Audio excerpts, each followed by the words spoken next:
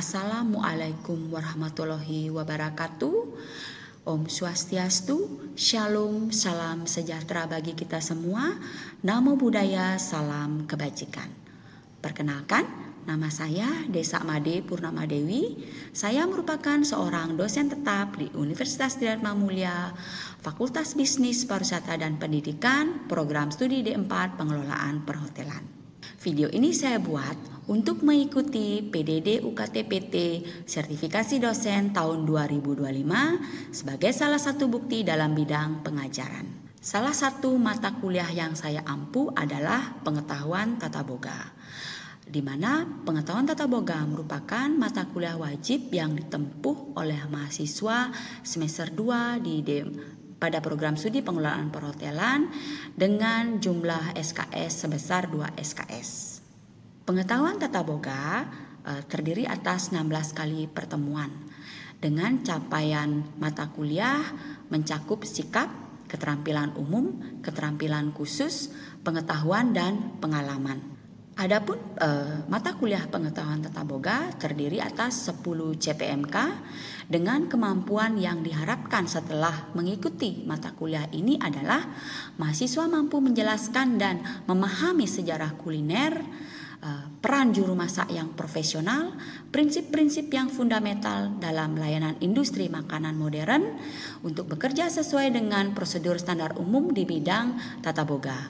Selain itu, mahasiswa juga diharapkan mampu memahami produk-produk makanan minimal makanan Nusantara, Oriental, dan Kontinental sesuai dengan standar resep yang berlaku, standar kualitas produk, standar kebersihan atau food hygiene, presentasi makanan dan prasmanan yang memenuhi nilai estetika dengan menerapkan K3 di lingkungan kerja serta bekerja sesuai dengan standar operasional yang berlaku di bidang tata boga. Sistem pembelajaran yang diterapkan yaitu full tatap muka atau luring dengan metode pembelajaran yang digunakan pada mata kuliah pengetahuan tata boga adalah problem based learning, tanya jawab, dan diskusi. Adapun media pembelajaran yang dipergunakan yaitu PowerPoint, laptop, LED, whiteboard, dan video. Sistem penilaian pada mata kuliah pengetahuan tata boga terdiri yaitu penilaian proses bobotnya sebesar 40% yang berisi tentang sikap, partisipatif, dan tugas-tugas. Sedangkan nilai ujian dibagi menjadi 2, yaitu masing-masing ujian tengah semester dan ujian akhir semester sebesar 30%. Berikut adalah cuplikan video pembelajaran pada mata kuliah pengetahuan tata boga pada pertemuan kedua yang membahas tentang identifikasi keamanan dan sanitasi dapur.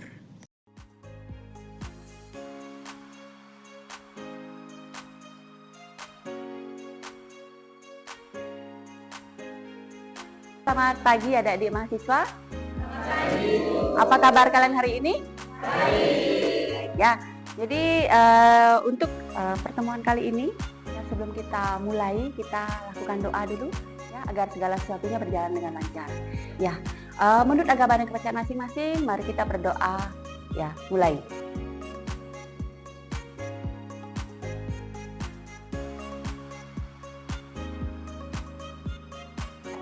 Sebelum Ibu akan memberikan pembahasan tentang materi kali ini, Ibu akan melakukan absensi ya. Bagi yang namanya saya panggil, mohon untuk present atau hadir gitu ya. Oke, Jenny Prihantini, Putu Tegar Cakra Widana, Putu Adelia Puspita Dewi, ini Kadek Herdina Pratnya Paramita, Kadek Rizky Arya Pernawan, dan Iputu Nanda Andika Putra. Baik, semua sudah hadir ya. Terima kasih untuk kehadiran. Nah, sebelum kita membahas tentang materi hari ini tentang sanitasi hygiene, Ibu ingin mengajak kalian mengingat kembali ya materi yang kita sudah lakukan minggu lalu. Ya, kira-kira apa ya materi minggu lalu ya? Mungkin ada yang bisa masih mengingat? Saya, Bu. Untuk pertemuan minggu lalu kita membahas mengenai profesionalisme di kitchen dan sejarah tentang kitchen. Ya, betul sekali Jenny. Terima kasih. Beri aplaus untuk Jenny. Nah, bagaimana dengan yang lain? Ya, mungkin Wira? Ya, apa pembahasan kita minggu lalu, Wira? Materi kita minggu lalu itu profesionalisme cooking, yang berarti teknik memasak berdasarkan pengetahuan dan pengolahan bahan makanan yang baik dan benar dengan menciptakan karya seni. Ya, bagus sekali Wira. Kemudian ada yang bisa menambahkan lagi untuk materi yang minggu lalu? Lagi satu aja. Ya. Jadi untuk materi minggu lalu kita juga membahas tentang definisi profesionalisme yang artinya adalah suatu sebutan terhadap kualitas sikap para anggota profesi pada profesinya masing-masing dan serta derajat pengetahuan dan keahlian yang mereka miliki. Ya, betul sekali ya tadi yang disampaikan sama Jenny, sama Wira, dan sama Adel, dan saya yakin adik-adik semua juga sudah paham tentang materi minggu lalu. Nah, artinya pembelajaran minggu lalu sudah Anda pahami dengan baik ya. Nah, sekarang kita akan masuk ke materi yang selanjutnya pada pertemuan kedua kali ini. Masuk ke pretest. Mungkin waktunya nggak lebih dari 5 menit. Sudah 5 menit ya, saya akan collect itu link yang sudah kalian isi berupa questionnaire mengenai pretest pembelajaran sebelumnya. Nanti saya akan info ke kalian tentang hasilnya. Nah, untuk pertemuan kali ini, pada pertemuan kedua, CPMK yang kita bahas adalah Food Safety and Sanitation. Nah, sebelum saya bahas tentang materi lebih lanjut, saya akan paparkan video tentang sanitasi hygiene ya. Setelah itu baru kita akan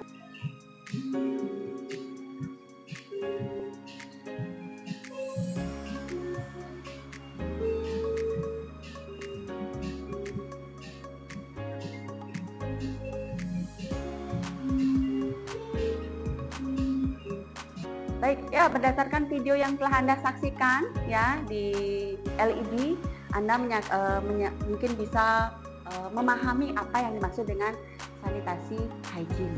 Ya, let's discuss about sanitation hygiene. Siapa yang tahu tentang pengertian dari sanitasi? Ya, Cinta silakan. Baik Bu, izin menjawab.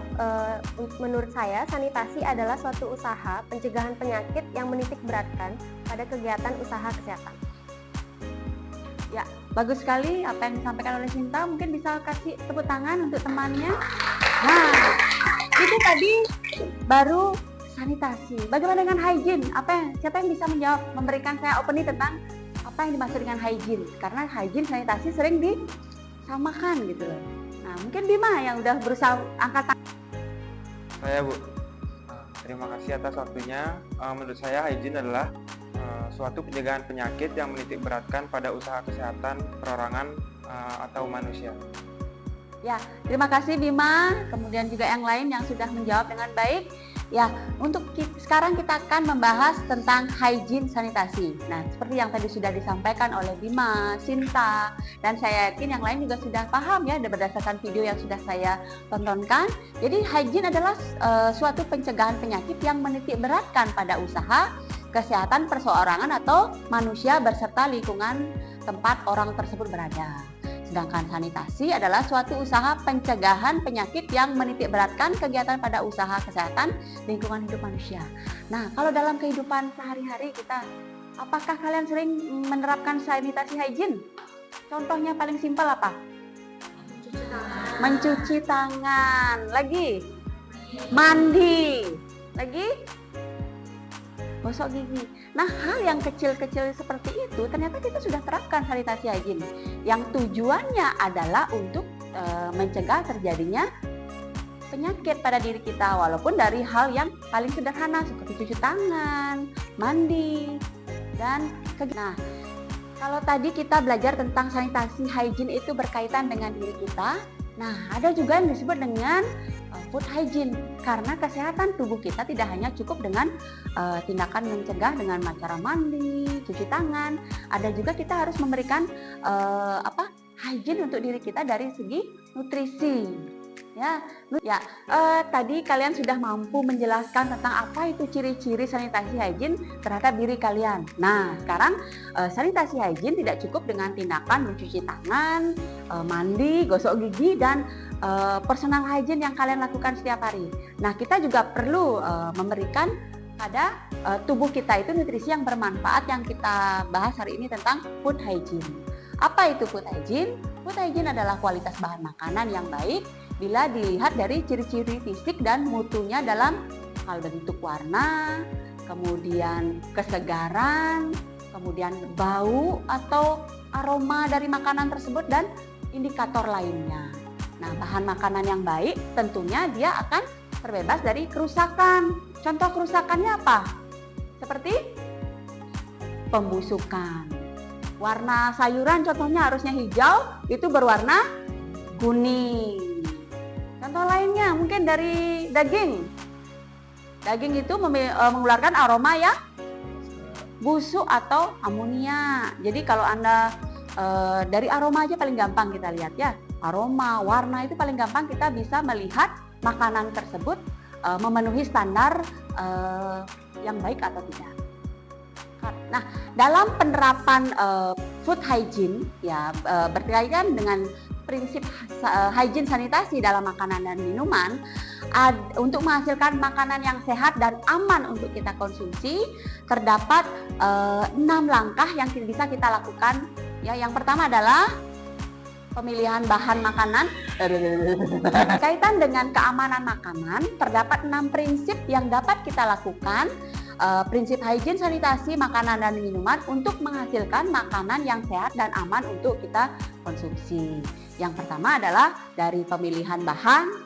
Ya, seperti tadi sudah dijelaskan bahan makanan yang baik apa? Seperti sayuran harus warnanya hijau. Daging atau ikan harus memiliki aroma yang khas, tidak busuk. Kemudian yang kedua adalah penyimpanan bahan makanan. Nah, bagaimana kita menyimpan makanan ini sesuai standar? Contoh, ketika Anda akan menyimpan daging, hendaknya diletakkan di mana? Freezer, tidak di chiller, karena itu menyebabkan daging cepat busuk. Ya, kemudian ada pengolahan makanan. Nah, pengolahan makanan ini tentunya berkaitan dengan method of cooking atau metode memasak yang dilakukan di dapur. Nah, selanjutnya adalah penyimpanan makanan yang sudah jadi. Apa sih makanan yang sudah jadi? Makanan yang sudah melalui proses pengolahan. Nah, selain itu, yang tahapan yang kelima, prinsipnya adalah pengangkutan makanan. Nah, di sini maksud pengangkutan makanan adalah makanan yang sudah matang, bagaimana cara pengangkutannya, atau makanan yang mentah, bagaimana cara pengangkutannya, apakah dia akan dibawa menggunakan alat yang sesuai. Contohnya, makanan yang sudah matang Anda campur dengan makanan yang mengenai pengangkutan makanan, artinya di sini makanan itu dibawa, dikirim menggunakan alat angkut yang benar. Contoh, mengirim waiter, waitress membawa makanan yang sudah jadi menggunakan tray yang bersih. Ya, itu pengangkutan. Jadi kemudian mungkin secara spesifik ketika membawa makanan, waiter, waitress itu menggunakan eskalator atau lift yang memang khusus untuk mengangkut makanan. Tidak semua orang bisa menggunakan lift tersebut. Jadi memang khusus untuk makanan. Nah, yang terakhir prinsipnya mengenai penyajian makanan. Penyajian makanan itu kaitannya dengan, kalau yang di kitchen apa namanya? Plating, penyajian makanan. Nah, bagaimana kita menerapkan prinsip sanitasi hygiene ini untuk penyajian makanan, ya? Entah itu ketika kita akan menyajikan salad, hendaknya kita menggunakan apa? Hand glove, ya. Jadi ketika kita menyajikan makanan yang siap saji, wajib kita menggunakan hand glove atau alat lainnya untuk melindungi makanan tersebut dari kontaminasi. Tadi saya sudah jelaskan ya bahwa 6 prinsip sanitasi hygiene itu erat kaitannya bagaimana kita melindungi makanan yang akan kita konsumsi dalam keadaan baik, aman, dan tidak ada kontaminasi. Nah, sekarang kita bahas tentang kontaminasi. Mungkin ada yang bisa mungkin pernah dari SMK atau dari SMA mendengar istilah kontaminasi. Ada yang bisa memberikan saya? Kontaminasi adalah masuknya zat asing ke dalam makanan yang tidak diketahui secara langsung atau tidak langsung. Bagus sekali Nanda untuk penjelasan tentang kontaminasi. Untuk yang lain tolong kasih tepuk tangan untuk Nanda ya. Ya, kontaminasi betul sekali seperti yang tadi disampaikan adalah pencemaran atas masuknya zat asing. Artinya ini zat asing yang tidak diketahui, zat asing yang membahayakan. Ya, yang tidak dikehendaki atau diinginkan baik secara langsung atau tidak langsung. Nah, secara langsung mungkin contohnya ya ketika kita makan tiba-tiba ada apa? Rambut. Kalau di kitchen nih, kokinya mau masak. Nah, mungkin dia tidak sengaja menjatuhkan rambut ke dalam makanan, itu namanya kontaminasi. Secara langsung kita tahu itu. Ya, ketika sampai di customer dimakan ada rambut, nah itu akan menjadi masalah. Ya, kemudian nah, hal itu, kontaminasi ini akan menyebabkan apa? Kenapa sih kok bahaya sekali dengan kontaminasi? Karena akan menyebabkan keracunan. Ya, karena kontaminasi dapat menyebabkan keracunan. Ya, keracunan makanan adalah timbulnya gejala klinis suatu penyakit atau gangguan kesehatan lainnya yang akibat dari konsumsi makanan yang tidak higienis. Ya, contohnya tadi seperti makanan yang ada batu, rambut, kemudian apalagi makanan yang tercemar dengan zat pestisida atau tadi sudah tentang kontaminasi ya, bahwa kontaminasi pada makanan itu sangat berbahaya karena dapat menyebabkan keracunan pada makanan. Nah, sekarang kita akan bahas tentang faktor-faktor penyebab kontaminasi. Ya, apa saja sih ya? Ada yang langsung, ada yang tidak langsung. Kalau yang langsung itu berarti terlihat seperti tadi contohnya apa? Rambut, kuku, batu. Ya, jadi kontaminasi langsung terjadi karena ketidaktahuan atau kelalaian yang sengaja atau tidak disengaja gitu. Ya, kemudian kontaminasi ini bisa mengakibatkan habitat atau bahan makanan yang harusnya diolah itu menjadi tidak layak untuk kita konsumsi. Nah, kontaminasi yang diakibatkan karena kontaminasi langsung ya, sekarang kita ada kontaminasi silang ya. Kontaminasi silang merupakan proses masuknya benda atau zat asing yang berasal dari lingkungan sekitar makanan. Ya, jadi bukan dari makanan itu sendiri. Ya, sering kita menggunakan di kitchen ya. Untuk yang pernah training di kitchen, siapa pernah training di kitchen? Ya, Sinta. Itu disebut dengan kontaminasi silang atau cross contamination.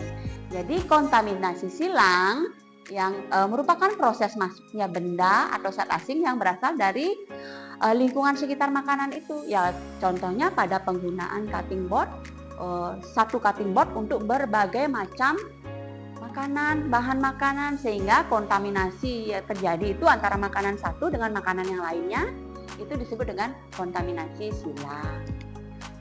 Untuk selanjutnya, tadi ada kontaminasi langsung, kontaminasi silang atau cross contamination. Nah, sekarang adalah kontaminasi biologis, yaitu kontaminasi karena bahan makanan itu sendiri. Contohnya, mungkin kentang yang sudah terkontaminasi. Dipakai, contoh paling umum itu adalah dari biologisnya. Ya, kentang itu berwarna hijau. Atau misalnya contoh lainnya tomat yang memang mengandung bahan pencemar. Ya, atau contoh lainnya bisa kerang yang memang hidupnya di perairan yang kotor sehingga mencemari dari kerang itu sendiri. Berbagai macam unsur atau bahan kimia yang mencemari bahan makanan atau mengkontamin bahan makanan tersebut. Yang paling umum mungkin contohnya seperti penambahan pestisida pada tanaman sehingga mencemari tanaman itu sendiri. Ya, paling umum itu paling sering terjadi. Ya, paling umum kita ketahui. Karena hampir sebagian besar makanan atau petani itu kalau tidak dikasih pestisida, anti pestisida, tanamannya cepat busuk. Nah, itu yang dimaksud dengan kontaminasi kimia. Nah, batu. Nah, itu yang disebut dengan kontaminasi fisik. Jadi, makanan itu fisiknya kelihatan dikontaminasi. Kita bisa raba, kita bisa lihat. Ya, kalau kimia itu biologis tidak bisa kita lihat. Tapi kalau kontaminasi fisik bisa kita lihat secara langsung. Nah, itu tentang kontaminasi. Sebelum saya lanjut tentang bahaya selanjutnya berkaitan dengan suhu pada makanan, ada pertanyaan tidak? Tidak, sudah paham ya tentang kontaminasi? Jadi, ada berapa kontaminasi? Kontaminasi langsung, kontaminasi silang, kontaminasi biologi, kontaminasi kimia, dan kontaminasi fisik. Oke, luar biasa sekali kalian. Tepuk tangan untuk diri kalian. Nah, sekarang berkaitan dengan tadi udah kontaminasi, sekarang kita bahas tentang suhu. Bahwa suhu itu mempengaruhi pencemaran pada makanan juga. Ya, suhu yang tidak tepat itu mengakibatkan makanan menjadi kurang bagus kualitasnya. Contoh, mungkin kalau memang makanan itu ketika dimasak itu bakteri akan mati atau hilang. Nah, ketika turun suhunya, kalau panas dia bakteri tidak bisa berkembang biak. Tapi ketika turun suhunya pada derajat 4 sampai 60 derajat Celcius atau 40 Fahrenheit sampai 140 Fahrenheit pada suhu ruang lebih tepatnya, maka bakteri itu akan berkembang biak kembali sehingga menyebabkan kontaminasi pada makanan. Ya, nah itulah yang disebut dengan nama food danger zone atau bahaya pada makanan. Jadi danger zone adalah rentang suhu yang merupakan keamanan yang paling dini. Ya, pada suhu ini bahan makanan, utamanya bahan makanan yang banyak mengandung protein ya, terutama seperti susu, daging, unggas, seafood ya. Kalau dia pada suhu ini menyebabkan bakteri itu berkembang biak. Ya, dari beberapa penjelasan yang saya sampaikan mengenai kontaminasi, kemudian keamanan pangan, sanitasi, hygiene, termasuk tentang suhu, ya. Jadi ada yang ditanyakan enggak sebelum kita akhiri perkuliahan pada kali ini? Tidak, sudah paham ya? Oke, sebelum saya mau tes dulu nih, ya, agar kalian hanya bilang sekedar tidak ada pertanyaan. Oke, saya tunjuk Tegar. Nah, Tegar, apa yang dimaksud dengan food danger zone atau bahaya suhu pada makanan? Menurut saya food danger zone itu sendiri merupakan rentang suhu yang merupakan keamanan pangan yang paling dini. Ya, oke, bagus ya Tegar ya. Jadi saya harap ya, saya rasa adik-adik yang lain juga sama ya, memiliki pemahaman yang sama dengan yang disampaikan oleh Tegar, bahwa Anda sudah paham tentang materi yang saya sampaikan hari ini tentang kontaminasi, sanitasi, hygiene, ya, dan suhu yang berpengaruh pada makanan. Nah, kesimpulan yang bisa saya sampaikan yaitu hygiene dan sanitasi makanan adalah upaya untuk mengendalikan faktor makanan, ya, entah itu melalui orang, atau tempat atau perlengkapan yang dapat atau mungkin dapat menimbulkan penyakit atau gangguan kesehatan bagi manusia. Baik, sekian untuk pertemuan kali ini. Ya, sebelum saya akhiri pembelajaran kali ini, mohon untuk tugasnya kalian bisa foto, ya, keluarin HP-nya, foto, kemudian